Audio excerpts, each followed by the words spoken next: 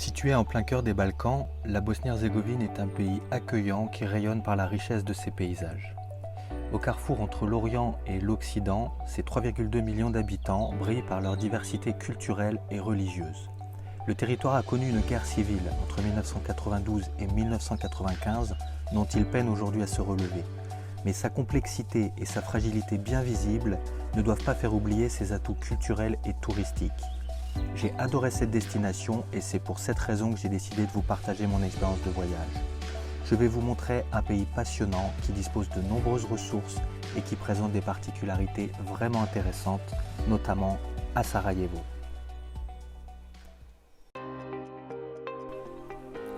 Sarajevo, c'est la capitale de la Bosnie-Herzégovine.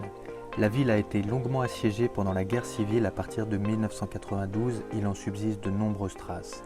J'ai été surpris par les impacts de balles sur les façades des bâtiments, ils sont encore bien visibles malgré le gros effort de reconstruction entamé il y a 25 ans.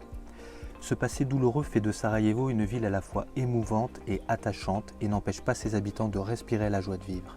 Pour moi, Sarajevo est la ville multiculturelle de référence.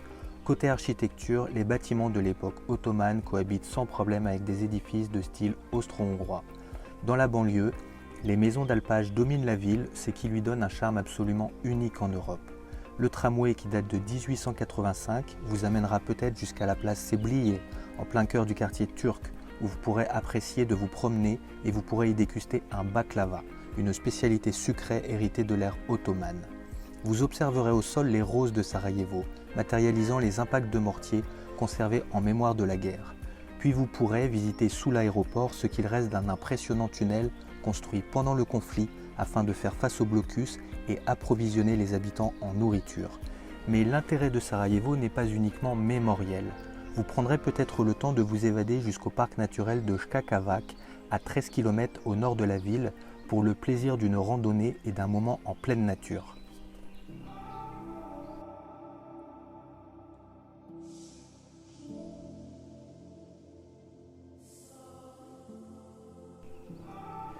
Nous voici désormais à 160 km à l'ouest de Sarajevo, dans la charmante ville de Jajce, bourgade de 8000 habitants située en plein cœur de la Bosnie centrale.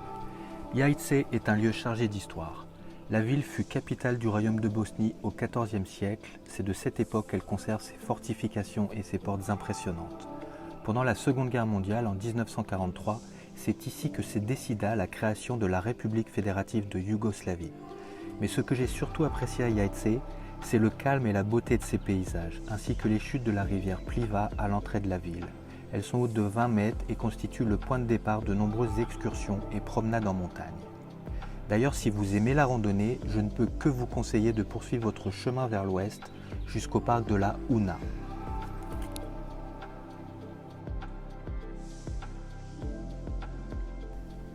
Le parc de la Una a été déclaré parc national en 2008.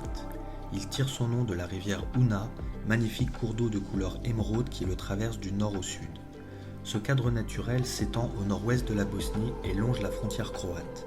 Tout y est simplement magnifique. Vous pourrez y pratiquer la randonnée à pied ou à vélo, la pêche, le rafting ou encore la plongée souterraine. Et si comme moi vous aimez la nature, n'oubliez surtout pas les magnifiques cascades qui complètent cet ensemble de 198 km² et qui méritent vraiment le détour.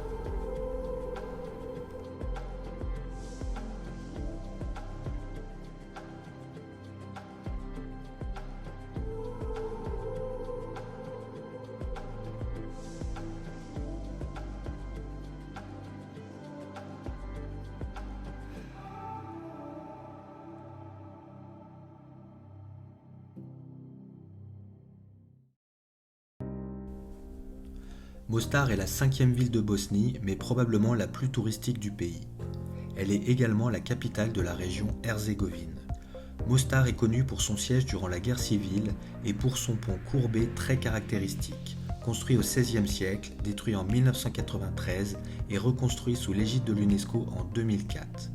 Cette reconstruction symbolise à sa manière la réconciliation des populations croates et bosniaques.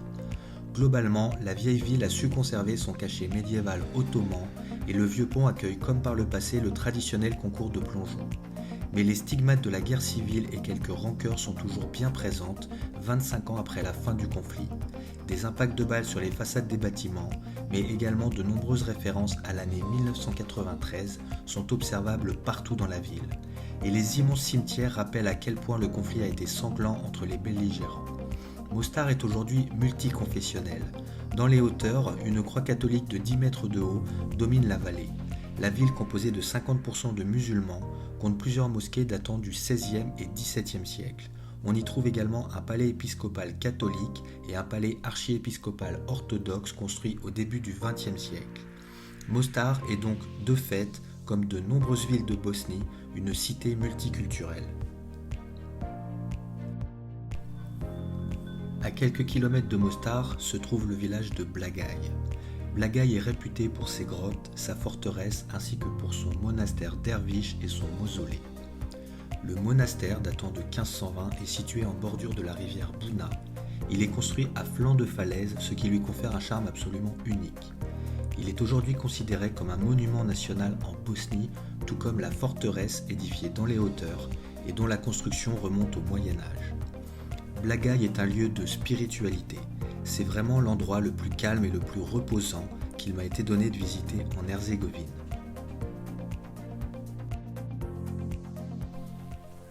Konjic. La ville est dominée par d'impressionnantes montagnes de 2000 mètres de haut. C'est ici que se trouve le fameux bunker de Tito, construit dans la montagne pour protéger le régime en cas d'attaque nucléaire. Le bunker pouvait abriter jusqu'à 350 personnes. Il comprend entre autres un hôpital, des salles de conférence, des outils de télécommunication. Il est aujourd'hui possible de visiter cet édifice hors norme dont les différentes pièces sont investies par différents artistes contemporains de toute nationalité. À l'extérieur, la rivière Neretva qui traverse la ville est aujourd'hui une référence en matière de sport de loisirs, en particulier le rafting.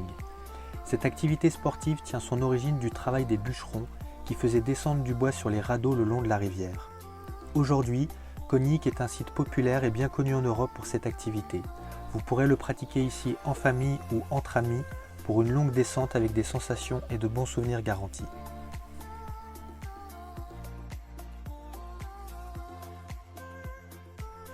Un peu plus à l'ouest se trouve le village de Počitelj. Počitelj est un petit village de Bosnie. Il compte aujourd'hui moins de 1000 habitants. Il est surtout connu pour sa citadelle datant du XIVe siècle. Très convoitée étant donné son emplacement stratégique, la citadelle constitua un important rempart contre toutes les tentatives d'invasion qui ont jalonné son histoire. Le village fit partie successivement du Royaume de Hongrie, de l'Empire ottoman, de la République de Venise, de l'Empire austro-hongrois. Aujourd'hui, le charme du village est très apprécié des artistes ainsi que les lieux préservés comme la tour de l'horloge, la mosquée ou encore les maisons ottomanes. Počitelj est souvent évoqué comme étant le plus beau village de Bosnie-Herzégovine. Et ce n'est pas par hasard qu'il est aujourd'hui proposé pour une inscription au patrimoine mondial de l'UNESCO.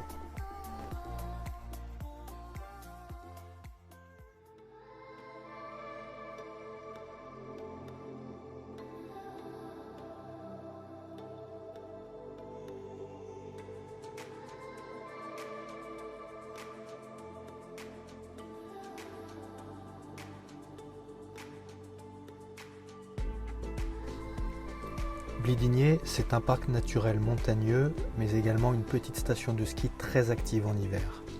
Le parc compte une importante réserve forestière dans les plaines. Parmi les espèces animales, on y trouve l'ours brun, le chamois, le renard, le sanglier. Mais Blidigné, c'est également le plus grand lac de montagne du pays. Il est situé à 1200 mètres d'altitude et se trouve en plein centre du parc. Blidigné, c'est la nature à l'état sauvage, probablement l'un des endroits les plus calmes d'Europe.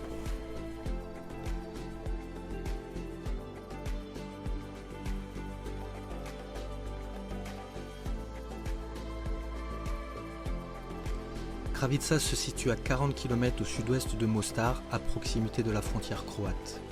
Les chutes de Kravica ont la réputation d'être les plus belles cascades de Bosnie. Le site abrite notamment une grande cascade circulaire de 120 mètres de large. Elle est constituée de roches calcaires et mesure 30 mètres de haut, se jette dans la rivière Trebița. L'eau est d'une telle pureté que la baignade ne pose aucun problème. Le site offre une ambiance assez magique, il est donc fortement fréquenté en période estivale. Il s'agit d'un lieu encore assez sauvage et relativement bien préservé. mlade kulture posljednji ovosedmični U Sarajevu i njenim ružama pokrivenu ili podržanu sa Le voyage s'achève à Trebinje, ville de 30 000 habitants située à l'extrême sud du pays dans la région Herzégovine. Trebinje est toute proche de la Croatie et du Monténégro et se situe à 19 km de la côte adriatique. Les monuments historiques de la vieille ville sont classés, la plupart des bâtiments sont construits en pierre blanche, le pont, les remparts et les portes de la vieille ville sont parfaitement préservés. La ville abrite aujourd'hui le musée de l'Herzégovine, qui est une référence culturelle concernant l'histoire de la région. La viticulture est également très développée depuis le Moyen-Âge, on compte aujourd'hui une vingtaine de caves réputées. La ville est également connue pour ses grottes dans les villages alentours ainsi que ses monastères situés dans les hauteurs à moins de 3 km du centre-ville.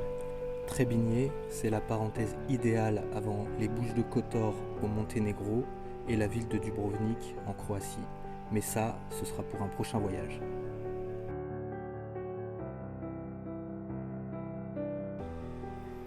Voilà, j'espère que ces images vous donnent envie de visiter la Bosnie-Herzégovine. Vous y serez très bien accueillis. En effet, les Bosniens ont un sens de l'hospitalité très développé, ce qui rendra votre séjour particulièrement agréable. D'un point de vue pratique, l'entrée dans le pays se fait sans visa, la monnaie locale est le mark convertible et le coût de la vie est environ 2 fois moins élevé qu'en Europe de l'Ouest.